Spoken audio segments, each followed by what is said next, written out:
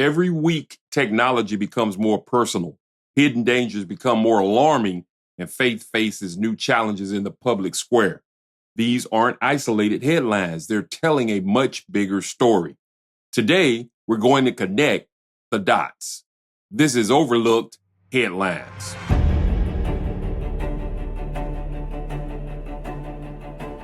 Welcome to Overlooked Headlines, the podcast where we don't just report the news, we reveal what others overlook. I'm Jeff Bass. Every week, we help you look deeper, discern wisely, and understand not just what's happening, but why it matters. Let's get started. Artificial intelligence is moving faster than most people realize. The latest example, a new generation of so-called smart glasses that can record what you see, identify people, and collect info almost anywhere you go. Supporters call them the future. Critics call them creepy. The bigger question is this: what happens when privacy becomes optional? Our first story, creepy smart glasses are creating a privacy problem. Smart glasses are quickly becoming the next major consumer tech battleground, with Meta leading the market and rivals including Google, Samsung, and Apple preparing their own AI-powered eyewear. But as the devices become more capable, they're also fueling a growing debate over whether convenience is coming at the expense of privacy, according to a new report from Wired. Unlike smartphones, which require users to visibly point a camera, smart glasses can quietly capture photos, video, and audio from the wearer's point of view. Critics argue that makes them far easier to misuse. Meta has attempted to address concerns with recording lights and anti-tamper protections, but questions remain over how effective those safeguards really are. The company also briefly experimented with facial recognition capabilities before abandoning the feature after it drew scrutiny. Even so, consumers continue to buy them. Fans point to hands-free photography, AI assistance, live translation, accessibility features, and other practical uses that make the glasses more than just another gadget. Some smaller manufacturers are trying to distinguish themselves with camera-free designs or physical lens covers aimed at privacy-conscious buyers. Now, Wired writes that privacy groups say the technology may ultimately require regulation rather than voluntary safeguards, calling for mandatory recording indicators that users can't disable. Their argument is that as AI wearables become commonplace, legal protections need to evolve just as quickly. Then again, if people are already posting every meal, workout, vacation, and awkward first date online, maybe the only thing smart glasses are really doing is saving everyone the trouble of pulling a phone out of their pocket. Smart glasses remind us that not every threat to our privacy is obvious, but sometimes the dangers we should be paying attention to aren't watching us at all. They're quietly growing where we never expected. The CDC has just released alarming findings about a deadly fungal infection that is affecting more patients than previously realized. And for many hospitalized individuals, the consequences are devastating. Here's what you need to know. Second story, CDC study finds deadly mold infections killing 1 in 3 hospitalized.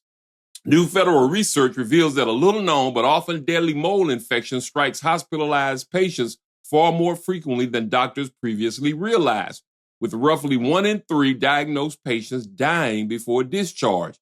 The CDC published the first of its kind study this week, identifying about 450 confirmed cases of invasive mold disease across 4 Atlanta area hospitals and affiliated clinics between 2020 and 2024.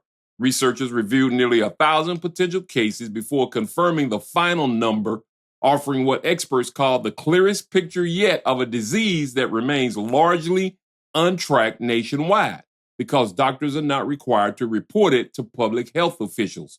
The findings led by the CDC's Dr. Jeremy Gold show that hospitals can expect to see 3 to 5 cases of invasive mold disease every year for every 100 inpatient beds, with the highest rate showing up at larger academic medical centers, which tend to treat the sickest patients. Most of those infected had weakened immune systems, while others were left vulnerable after recovering from severe COVID. It's kind of the first time we've had an estimate like this, Gold said. He warned that the threat could grow as extreme weather events like hurricanes and flooding increase, conditions that expose people to dangerous mold, and as the nation's population ages. About a third of the patients in the study died while hospitalized, underscoring the severity of the infection, which occurs when mold spores enter the body through inhalation, open wounds, or contaminated medical equipment. While healthy individuals typically fight off exposure, the disease can turn life-threatening for cancer patients, transplant recipients, and older people. The CDC has estimated in the past that invasive mold disease is tied to more than 15,000 U.S. hospitalizations a year. The new research did not pinpoint where patients were exposed to the mold, but the data gives hospitals a benchmark for recognizing typical case numbers versus a possible outbreak. For families like that of 19-year-old Elena Failer of Mandeville, Louisiana, the findings hit close to home. You see, after 4 years of fatigue, brain fog, fevers, and digestive issues that doctors repeatedly dismissed, her father discovered mold growing inside an air vent in their home. Her family says the mold triggered mast cell activation syndrome, an autoimmune condition, and Elena has since pursued treatment through an integrative medicine specialist in Florida. Government agencies have begun to require reporting on invasive mold disease, leaving hospitals and families largely on their own to piece together the risk. As the Failer family's experience shows, catching the problem often falls to homeowners themselves. Inspecting vents, addressing leaks and moisture promptly, and seeking out physicians willing to consider environmental causes rather than defaulting to a psychiatric or vague diagnosis. With federal tracking this thin, vigilance at home may be the most reliable defense available for now. That's an important story and one worth keeping an eye on. Before we move on to our final story, let me take a quick moment to tell you about something exciting that's coming soon. The Overlooked Founding 100 is for people who want more than just headlines. They want biblical discernment, thoughtful conversations, and a community committed to looking deeper. More details are coming soon. Now, if you're enjoying today's episode, would you take a moment to like, subscribe, and share? You see, that really helps us reach more people who are searching for truth in a noisy world. Stay where you are. I've got more Overlooked headlines. Still to come, our top headline. And don't miss his lines right here on Overlooked Headlines. Now, let's turn to our final headline. A nation's military is built to defend its people. But what happens when the institution responsible for protecting a nation begins distancing itself from public expressions of faith? A recent development involving Canada's military has sparked a broader conversation about religious freedom, cultural change, and the place of God in public institutions. Our final story, Canada's military just silenced God. What happens when a nation erases faith? Canada has long prided itself on being a nation of tolerance, diversity, and freedom. Yet one of its latest military directives raises a troubling question. How tolerant is a society that increasingly excludes Christianity from public life? The Canadian Armed Forces has reportedly issued guidance instructing military chaplains to avoid using religious-specific language, including references to God, during public ceremonies and official events. The irony is difficult to ignore. Chaplains exist precisely because they are ministers of faith. Now, asking them to leave God out of public prayers is rather like asking a physician to avoid mentioning medicine. Even more striking is the fact that Canada's own national anthem still asks God to, quote, keep our land glorious and free, end quote. Apparently, the nation may sing about God, but those officially appointed to provide spiritual care are increasingly discouraged from speaking his name. This is about far more than military protocol. It reflects a profound shift in how Canada understands its own history, identity, and future. When governments recognize God, they implicitly recognize limits on their own power. Human rights are viewed as inherent, not merely privileges granted by politicians. Freedom of conscience, freedom of worship, and freedom of speech become protected because they are understood to flow from something greater than government itself.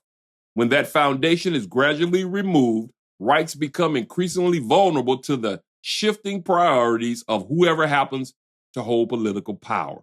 What increasingly appears to be happening across much of the Western world is not neutrality, but the elevation of secularism into the preferred public worldview. Religious expression is welcome only so long as it remains private and invisible. Ironically, a military chaplain can often discuss mindfulness, resilience, mental wellness, or personal values with little controversy. But mentioning God during an official ceremony, however, becomes problematic. That's not neutrality. It is selective exclusion. A truly pluralistic society should have enough confidence to allow chaplains to pray according to their own faith while recognize that participation remains voluntary. Instead, diversity increasingly seems to mean every belief is welcome except the one that historically shaped the nation itself. Christians should view this story as more than simply another culture war headline. It illustrates how rapidly societies can move from celebrating religious liberty to restricting religious expression in the name of inclusivity. The issue isn't whether every Canadian shares the Christian faith. The issue is whether Christians remain free to publicly express the beliefs that motivated generations to serve, sacrifice, and build the nation. Military chaplains are not political activists. They are shepherds called to care for those facing some of life's greatest hardships. If they can't openly speak about God during the very ceremonies where comfort, hope, remembrance, and sacrifice are being honored, one has to ask what role society believes faith should still play. Canada's anthem continues to ask God to keep the nation glorious and free. The greater question now is whether Canada still wants him to be part of its public life at all. History suggests that nations are rarely strengthened by forgetting the faith that helped build them. More often, you know what? They lose not only their memory, but eventually the freedoms that memory helped preserve.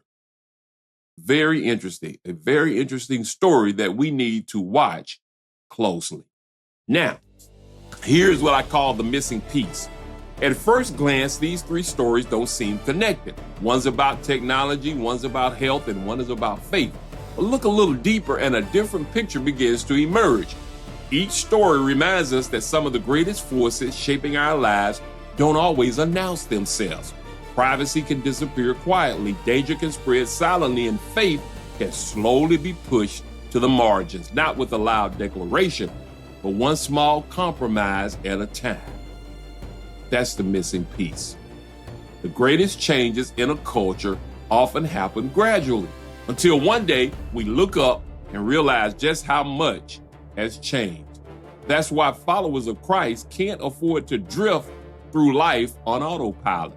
We must stay spiritually awake, think biblically, test everything against God's word, and discern the times that we live in. Because if we only react to what's obvious, we'll miss what's happening underneath. And that's exactly why we do what we do at Overlooked Headlines. We don't just report the news, we help you look deeper and discern wisely. Don't move. His lines are coming up.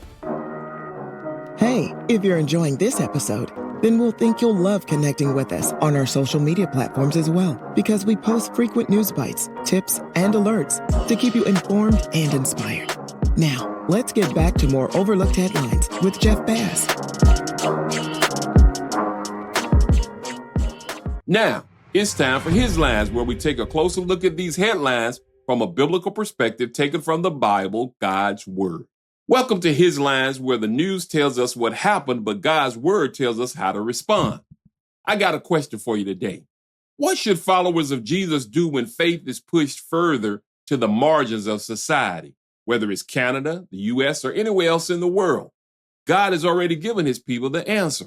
Listen to the psalmist's words in Psalms 33:12. What joy for the nation whose God is the Lord, whose people he has chosen as his inheritance. The verse doesn't say a nation is blessed because it's wealthy or powerful or technologically advanced. A A nation is blessed when it acknowledges the Lord. That doesn't mean every nation will always choose that path, but it does remind us where true hope is found. So, what does God want his people to remember when culture begins to change? Let's look at two biblical truths. Truth number one, God's never removed from his throne. Governments can change, policies can change, institutions may even change, but none of those things change who God is. Isaiah chapter 40, verses 22 and 23. God sits above the circle of the earth. The people below seem like grasshoppers to him. He spreads out the heavens like a curtain and makes his tent from them. He judges the great people of the world and brings them all to nothing. Kings rise, nations rise, and culture changes, but God has never surrendered his throne. That's why our confidence isn't rooted in politics, governments, or institutions. Our confidence is rooted in the unchanging character of God. When the headlines make you anxious, don't respond with fear, rather respond in faith. Now, let's look at truth number two. Revival begins with God's people. 2 Chronicles 7:14 says, that if my people who are called by my name will humble themselves and pray and seek my face and turn from their wicked ways, I will hear from heaven and will forgive their sins and restore their land. Here, God begins with his people because every genuine revival has started when ordinary believers humbled themselves, sought God, and chose obedience. The church is called to be light, not merely an observer of the darkness. In summation, the headlines will keep changing and new challenges will arise, but God's word remains true and Jesus is the same yesterday, today, and forever. So don't measure your hope by today's news. Measure it by God's unchanging promises and keep your heart anchored in God's word. That's his lines. For Overlooked Headlines, I'm Jeff Bass. Until next time, look deeper, discern wisely, and God bless you. Thanks for joining us. We hope you've been informed and inspired.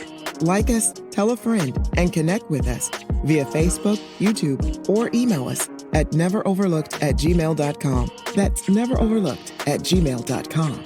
Check us out next time on Overlooked Headlines with Jeff Bass.